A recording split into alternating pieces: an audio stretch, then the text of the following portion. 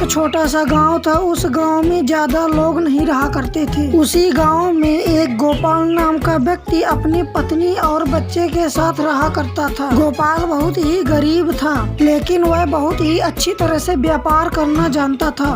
गोपाल एक दिन अपनी पत्नी से कहता है, मैं कुछ दिनों से सोच रहा था कि अब तो गर्मी का मौसम आ गया है, मुझे कुछ नया काम ढूंढना होगा। तभी गोपाल के मन में एक विचार आता है। गोपाल अपनी पत्नी से कहता है, मैं एक जूस का ठेला लगा सकता हूँ। तभी गोपाल की पत्नी बोलने लगती है, बहुत ही अच्छा विचार है आपका।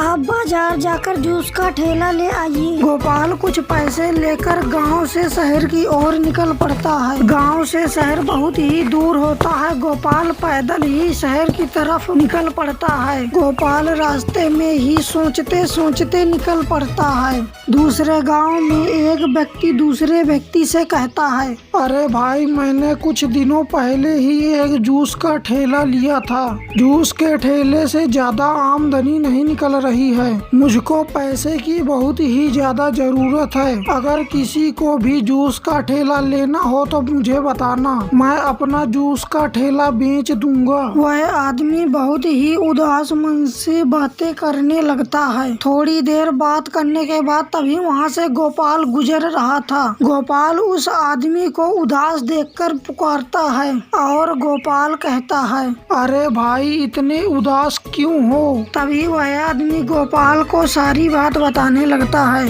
गोपाल उस आदमी की पूरी बात सुनकर अपनी बात कहता है, अरे भाई, मैं जूस के ठेले के ही तलाश में घूम रहा था। बहुत ही अच्छा हुआ कि आप मुझे मिल गए। आप अपना जूस का ठेला मुझे दे दो, इसमें हम दोनों का ही काम हो जाएगा। वह आदमी गोपाल की सारी बात सुनने के बाद गोपाल को अपना ठेला दे देता है। गोपाल उस ठेले को लेकर चला जाता है। गोपाल जूस का ठेला लेकर नदी के किनारे से जा रहा होता है। तभी अचानक गोपाल का पैर फिसल जाता है। गोपाल नदी में गिर जाता है।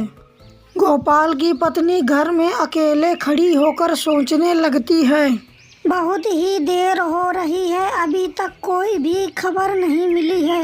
मुझे बाहर जाकर देखना होगा। तभी गोपाल की पत्नी घर के बाहर जाने लगती है।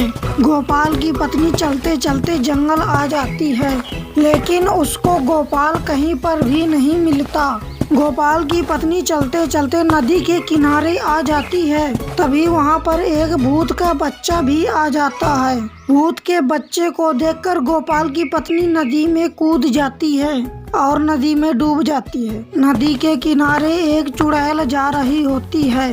वह चुड़ैल ठेले को देखकर सोचने लगती है और अपनी शक्ति से सारी बात जान जाती है और ठेला लेकर गांव की तरफ निकल पड़ती है। गांव आते ही चुड़ैल गोपाल की पत्नी का रूप ले लेती है और आवाज लगाने लगती है। चुड़ैल की आवाज सुनकर गांव वाले इकट्ठा होने लगते हैं और जूस का आनंद लेने लगते हैं और जूस बहुत ही सस्ता होता है। चुड़ैल सारे फलों का जूस बेचने के बाद चुड़ैल गोपाल के घर की तरफ जाने लगती है। चुड़ैल गोपाल के घर पहुंच जाती है, लेकिन गोपाल का लड़का उससे बिल्कुल भी नहीं डरता है। चुड़ैल गोपाल के लड़के से बात करने लगती है। सुबह होते ही चुड़ैल जूस का ठेला लेकर गाँव में आ जाती है और कहती है, अगर अच्छा लगा हो तो इस वीडियो को लाइक और चैनल को सब्सक्राइब कर देना।